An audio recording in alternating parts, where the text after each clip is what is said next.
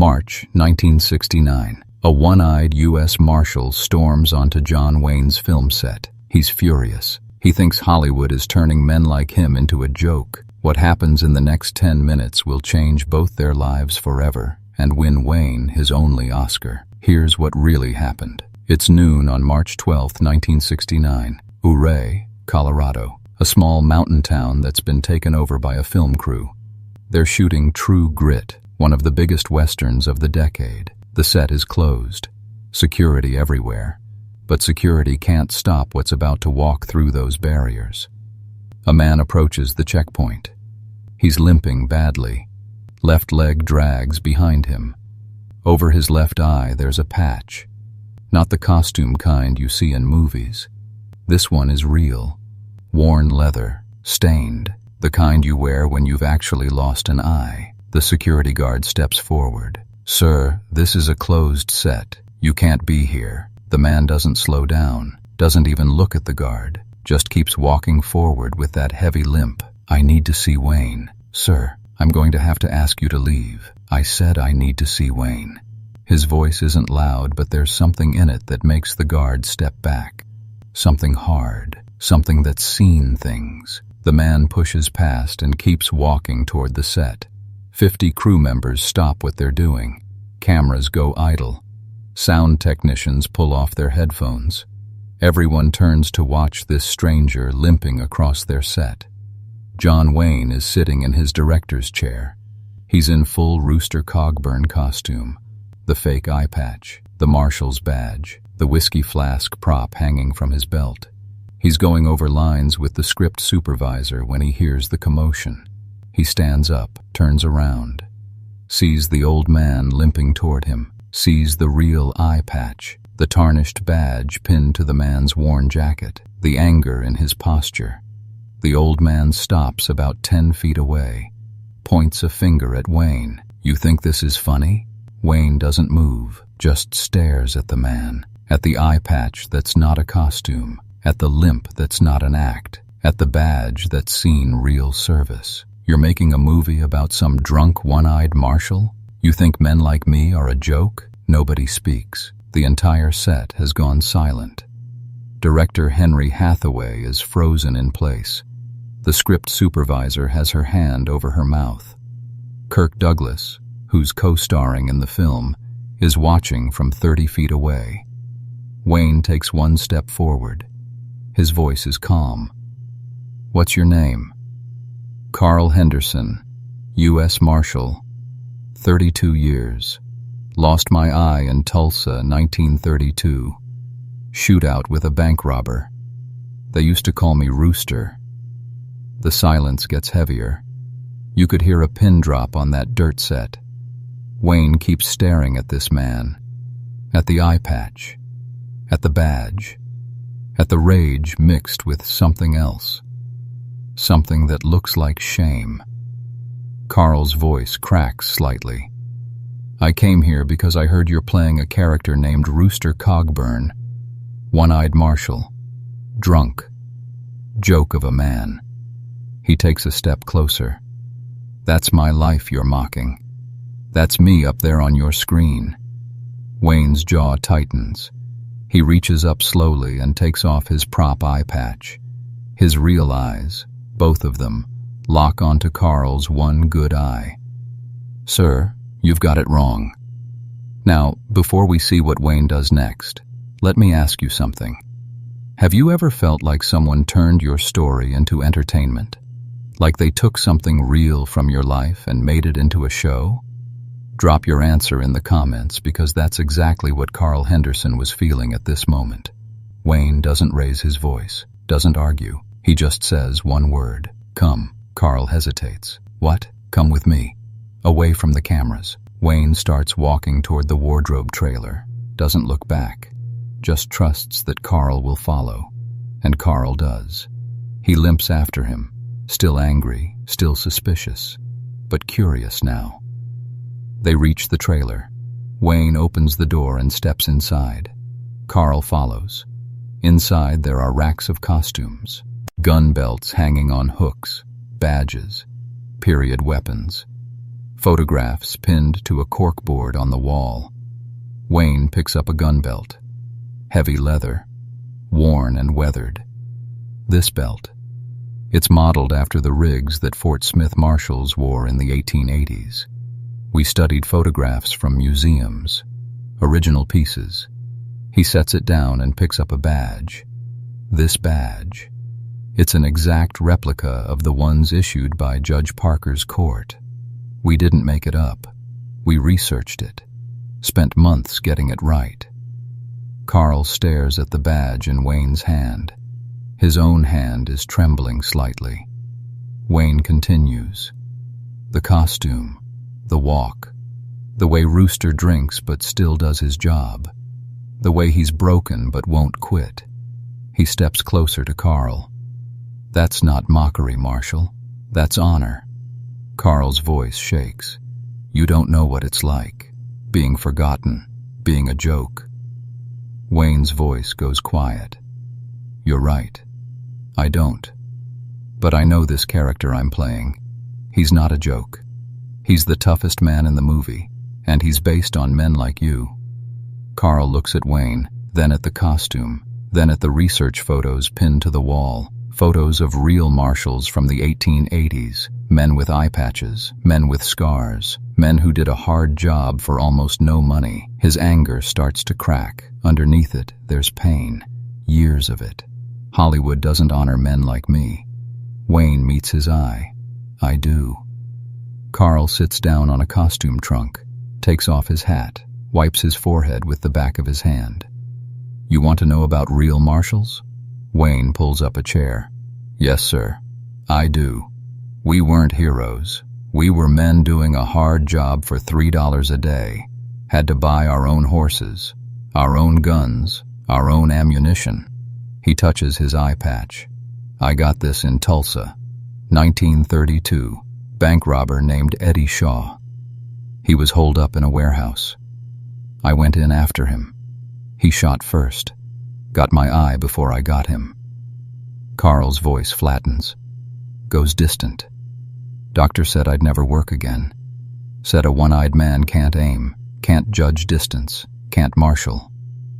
But you kept working. 18 more years. Until 1950. Then I turned in my badge. Nobody cared. No pension ceremony, no thank you. Just cleaned out my desk and went home. Wayne leans forward. That's wrong. That's America.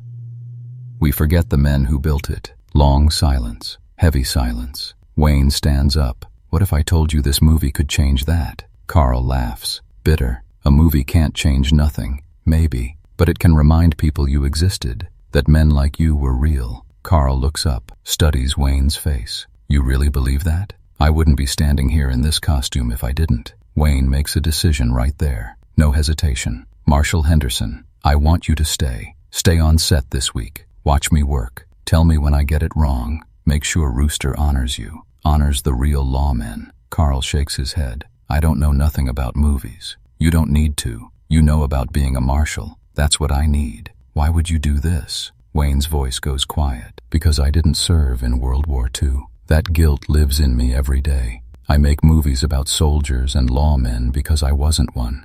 The least I can do is get it right. Honor the real men. He puts his hand on Carl's shoulder. You're giving me that chance. By being here. By telling me the truth. Carl's eye fills with water. The real one. The one that still sees. You're serious? Dead serious. Wayne opens the trailer door. Calls out. Henry. Director Henry Hathaway walks over. Yeah, Duke. This is Marshal Carl Henderson. He's consulting on the film. Starting now. Hathaway looks at Carl, then at Wayne. Duke, we're 3 days behind schedule. Wayne's voice drops, goes hard. Then we get further behind. Marshal Henderson stays. Hathaway knows that tone. He nods. Yes, sir. Wayne turns back to Carl. You'll have a chair next to mine. You'll watch every scene. And if I do something a real marshal wouldn't do, you tell me. Deal? Carl stands, extends his hand. Deal. They shake. Firm. Long. Two one-eyed men, one fake, one real, both trying to get the truth right. But what nobody on that set knew was what would happen over the next 2 weeks. Carl Henderson becomes part of the set. Day 1, he sits in a folding chair next to Wayne's, just watches, silent. Wayne films a scene where Rooster confronts a gang of outlaws, 4 against 1. Rooster doesn't back down. Cut. Wayne walks over to Carl. "How was that?" Carl thinks for a moment. "You held the gun wrong." "How?" "A marshal doesn't aim like a target shooter. You aim fast, from the hip, because if you hesitate, you die." Wayne nods. "Show me." Carl stands, takes the prop gun. His hand shakes slightly. Age, arthritis. But muscle memory kicks in. He draws fast, aims from the hip, smooth, like that. Wayne watches, studies the movement. "Show me again." Carl does it again, slower this time, breaking down each movement. Wayne mimics it, practices, gets it wrong, tries again. On the 5th attempt, he gets it right. "There, that's it. Now you look like a marshal." Day 3. They're filming the courtroom scene. Rooster testifies, defends his actions. Between takes, Carl talks. Real trials weren't dramatic. They were boring. Lawyers asking the same questions 20 different ways, making you look like a liar even when you told the truth. Wayne listens, takes notes. "How'd you handle it?" "Told the truth." Short answers. "Didn't explain it." If they wanted to make me look bad, that was their job. Mine was to sleep at night knowing I did right. Wayne studies Carl's face, the lines, the weariness. That's it. That's what I've been missing. Rooster doesn't care what people think. He knows he did right. That's enough. He films the scene again. Different this time. Quieter. More certain. When he finishes, Carl has tears in his eye. The real one. Wayne sees. Says nothing. Just nods. The crew watches. Some of them cry too. Nobody on that set has ever seen Wayne work like this. Humble. Learning. Respecting. It's the performance that will win him an Oscar. And it's happening because a forgotten marshal told him the truth. Day 7. The scene everyone's been waiting for. Rooster charges 4 men on horseback, reins in his teeth, gun in each hand, yelling that famous line, "Fill your hands, you son of a bitch." It's the iconic moment. The scene that will define true grit for generations. Wayne has practiced it for weeks, but something's wrong. He can feel it. Between takes, he sits with Carl. It doesn't feel right. Carl watches the setup. 4 stuntmen on horses. Wayne's horse. The open field. "What's bothering you?" "I don't know. It feels like a movie stunt, not real." Carl nods slowly. "That's because it is." "What do you mean?" "Real lawmen didn't charge 4 men like that. That's suicide." Wayne frowns. "So it's not authentic?" "I didn't say that." Carl stands, limps to the edge of the set, looks at the field. "There was one time, 1934. I tracked 3 murderers to a farmhouse outside Tulsa. They were armed. I was alone. Backup was 2 hours away." His voice goes distant. "I could have waited, should have waited, but one of them had a hostage, farmer's daughter, 16 years old." Wayne stands, walks next to him. "What did you do?" "I walked straight at that house, gun drawn. I yelled so loud my throat bled. Told them I was coming in. They could surrender or die." "What happened?" "They came out. All 3 surrendered." Carl turns to Wayne. "You know why?" "Why?" "Because I wasn't bluffing. They saw it in my eyes. I was walking into that house either way, and I was taking them with me if I had to." Silence. Wayne stares at Carl. Understanding floods his face. Rooster isn't charging because he's brave. He's charging because he won't let them hurt the girl. Carl nods. "Now you got it." Wayne turns to Hathaway. "Henry, one more take. But I want to do it different." Hathaway sighs. "How different?" "I need to feel it, not perform it." They set up again. Wayne mounts his horse, takes the reins in his teeth, guns in both hands. But this time, he thinks about Carl, about the farmer's daughter, about walking toward a house full of murderers because someone innocent needed saving. Action. Wayne charges, but his face is different. Not acting. Something real. Terror and rage and determination all at once. He yells the line, but it sounds different. Primal. Like a man who knows he might die but refuses to stop. Cut. The set is silent. Nobody moves. Nobody breathes. Hathaway stares. That's it. That's the take. Wayne dismounts, walks straight to Carl, doesn't say a word, just puts his hand on Carl's shoulder. Carl's eye is wet. You looked like a Marshal, Duke. I looked like you. 47 crew members witnessed it. They'll tell the story for decades. The day John Wayne became Rooster Cogburn.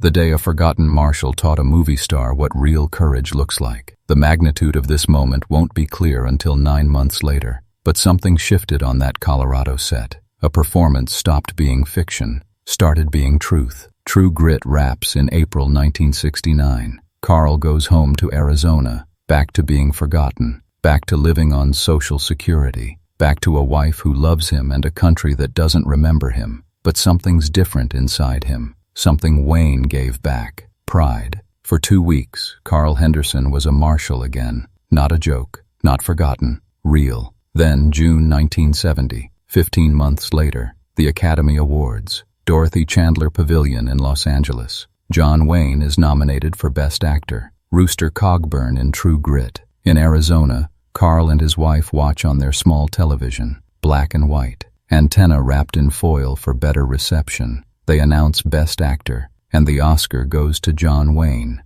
True Grit. The crowd erupts. Standing ovation. 40 years in Hollywood. Wayne's first Oscar ever. He walks to the stage, 63 years old, one lung removed, cancer survivor. He takes the statue, holds it, looks at it, then he speaks. Wow, if I'd known what I know now, I'd have put that patch on 35 years ago. Laughter from the crowd. But then his voice changes, goes serious. I want to thank the real Marshals, the men who did the job and went home. The men who never got recognition. The men who gave their eyes and their legs and their lives to keep us safe. He pauses. This is for them. In Arizona, Carl Henderson stares at the television. His wife sees tears running down his face. From his good eye. Carl. He can't speak. Just points at the screen. Wayne is holding the Oscar, looking directly at the camera. Like he's looking at Carl. Duke remembered. Carl whispers. After all this time, he remembered.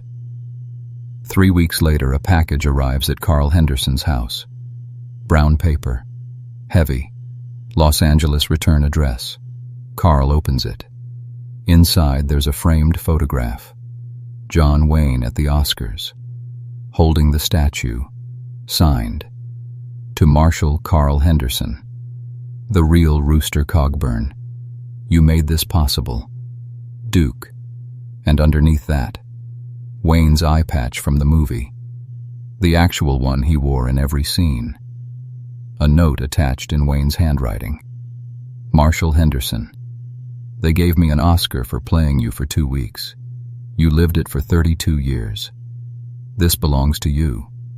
Your friend, Duke. Carl puts the eye patch on. Walks to the bathroom mirror.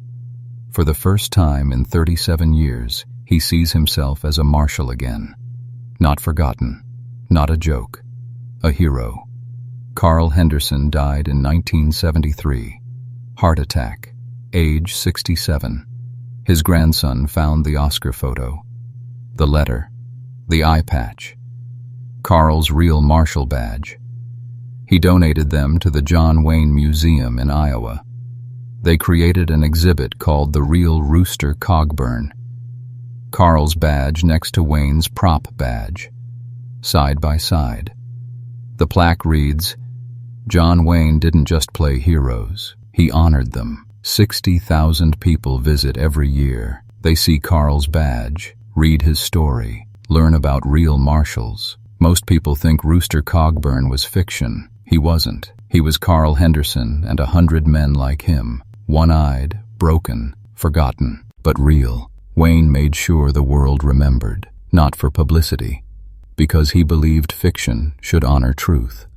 Carl Henderson got his dignity back at age 63 because John Wayne took 2 weeks to listen. Now think about this. How many Carl Hendersons are out there right now? Men and women who did hard jobs, who gave parts of themselves, who came home to a country that forgot them. The story of Carl and Duke isn't just about 2 men in 1969.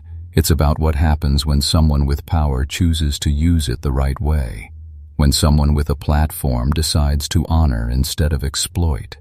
Wayne could have ignored Carl that day, could have had security escort him off set, could have gone back to making his movie the way he always did, but he didn't. He stopped, he listened, he learned, and because of that, his performance became something more than acting. It became truth. That's the thing about real stories like this. They remind us what's possible when we pay attention to the people around us.